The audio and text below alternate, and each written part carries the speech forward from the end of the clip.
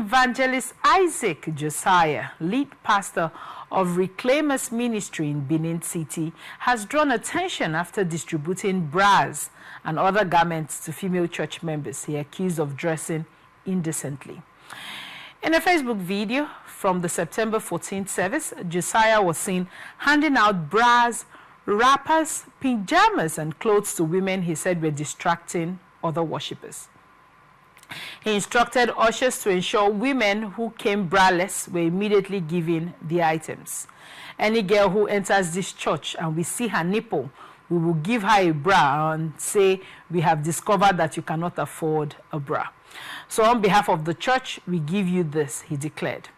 Josiah also targeted men, warning that saggy trousers and exposed underwear would no longer be tolerated. He announced that the belt would be provided for male congregants who arrived at church without one. For breastfeeding mothers, the cleric directed ushers to provide wrappers if their cleavage was exposed, saying your breasts are for your husband and your children, not for the entire church.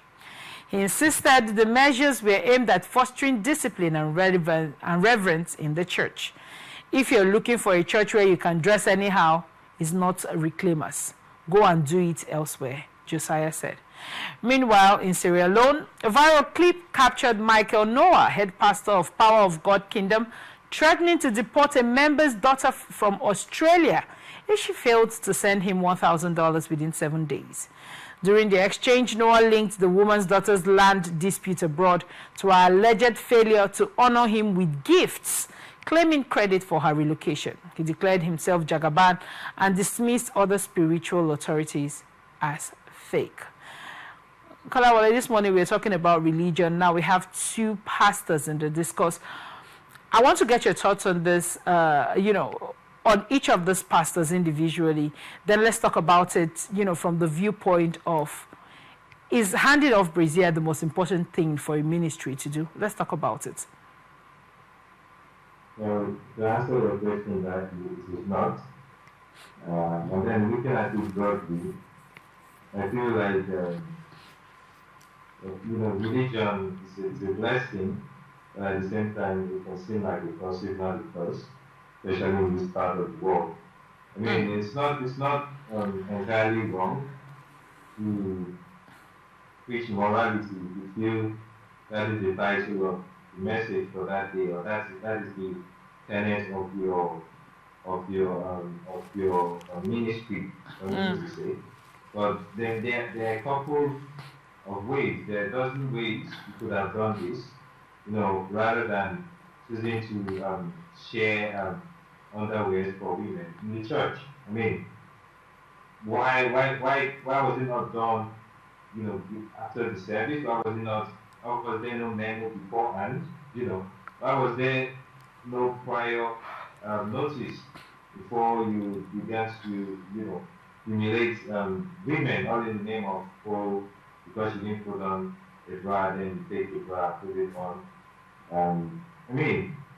I feel like there are a couple of ways you could have handled it rather than doing it that way. Of course, I'm a Christian. Morality is very important. Moderation is very important.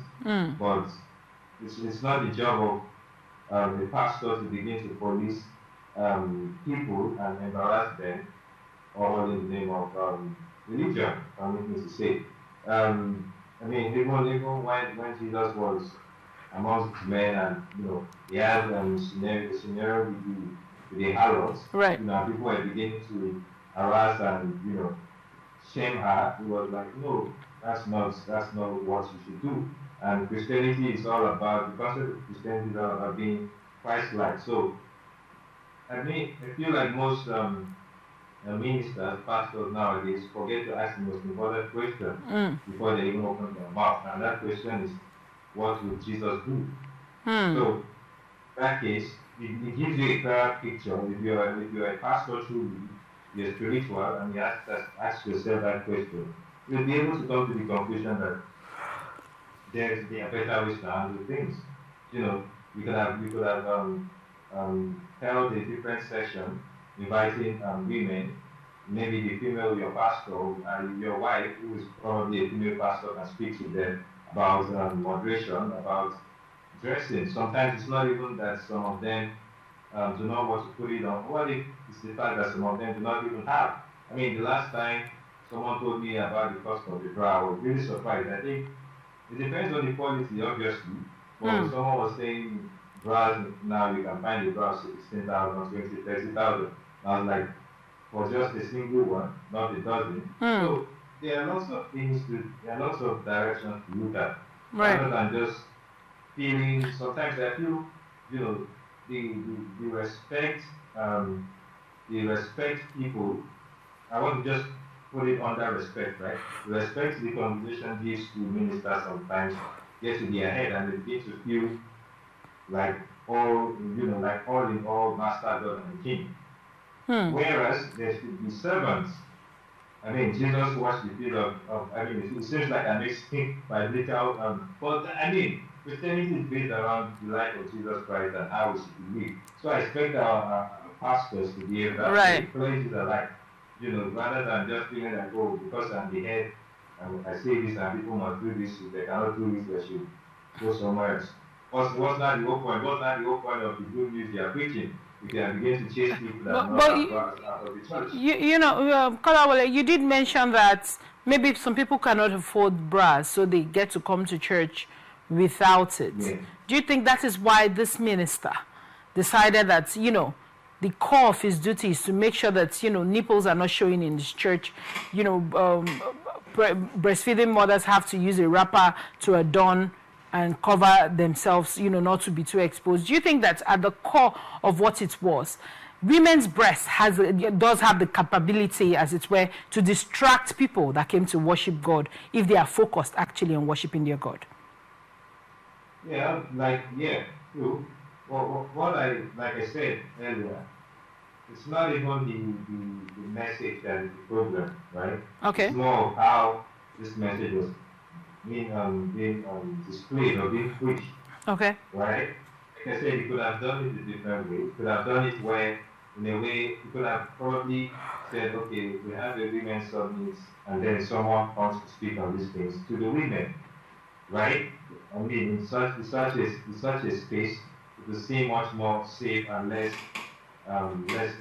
humiliating, rather than doing this impromptu on a Sunday service, right? Or the service, I'm not sure if it was on the Sunday, but the service, like it was on the service, right, because they refer to both the boys as well as the sagging and all of that. Like I said, moderation is important in Christianity.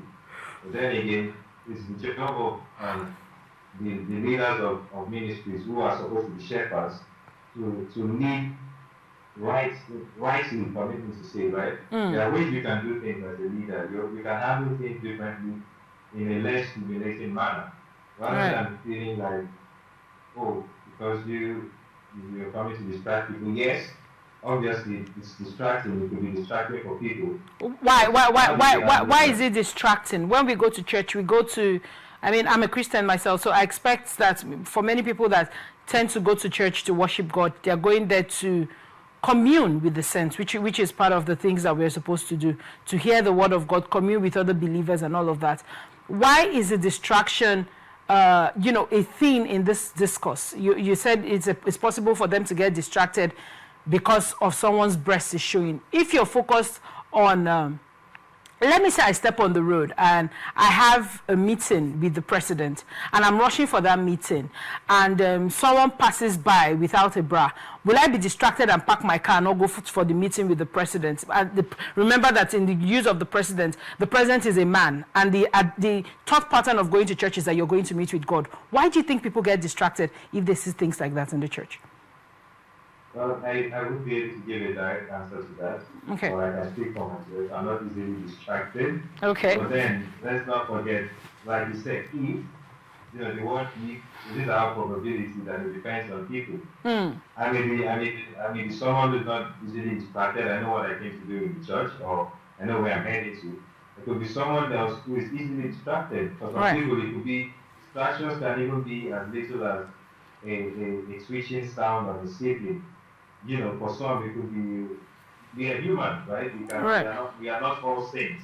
I mean, even the concept of Christianity being Christ-like community together to, sharpen ourselves as Christians.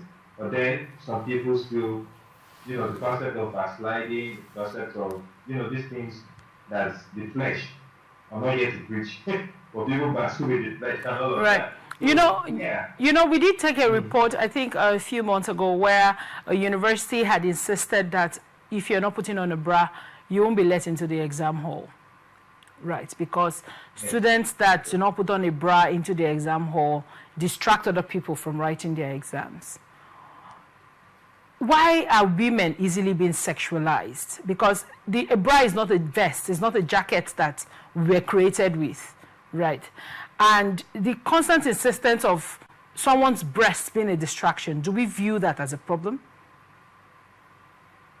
Well, like I said, it depends, but now I wouldn't want to generalize. Okay. But I would say in this part of the world, Africa, Nigeria, we had a way of doing things. And I think the way of doing things was fucked up and matures to become social norms, right? Aside from religion, you can agree with me that back in the days, women were also known to cover up completely. I feel like even now. And back in the days, women were not putting on bras, too. You would agree with me. They just put on really, The kind of dresses that were being worn then were very loosely fit. Right? Okay. You could hardly see anything, really. You could hardly see nothing. So nowadays, we have much more clear ways.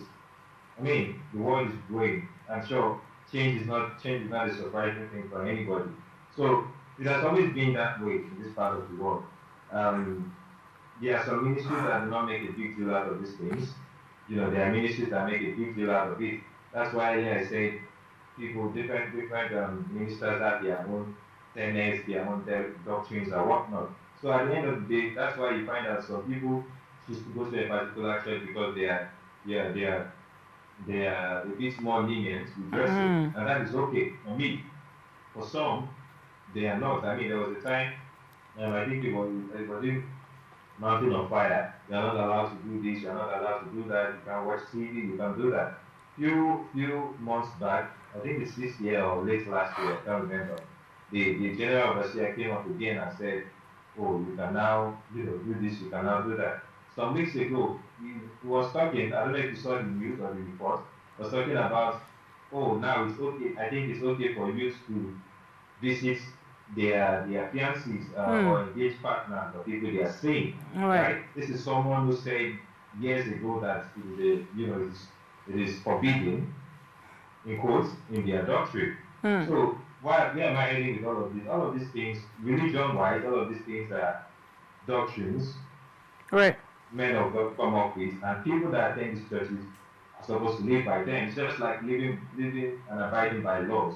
But the whole concept of woman covering up and all of that has always been a thing in this part of the world, and I don't think it's going to go away very soon, especially when it also touches religion as well. Right. Aside from social norms, touches religion as well. Yeah. Very well. Let's talk about the money given. I mean, if the other pastor was talking about if he doesn't get 1,000 naira, the lady's life is $1,000. Pardon me, please. She's going to be in serious problem with the cases she's having abroad, and he's the reason. He was the one that prayed for her to be able to travel.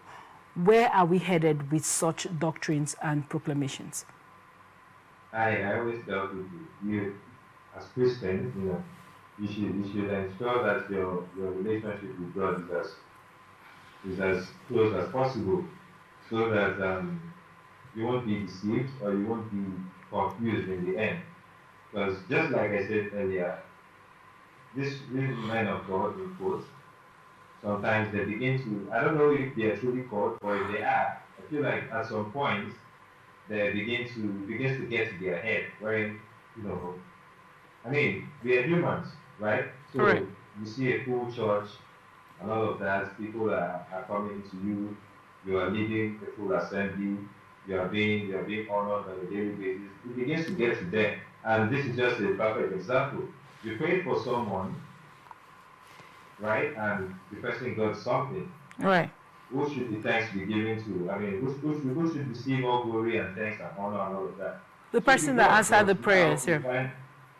Yeah, but now men of God wants to also share that glory with God Himself.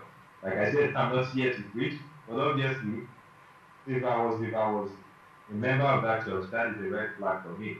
I think people out there should just know God themselves. And Right. going to churches or attending services should be more communing with others.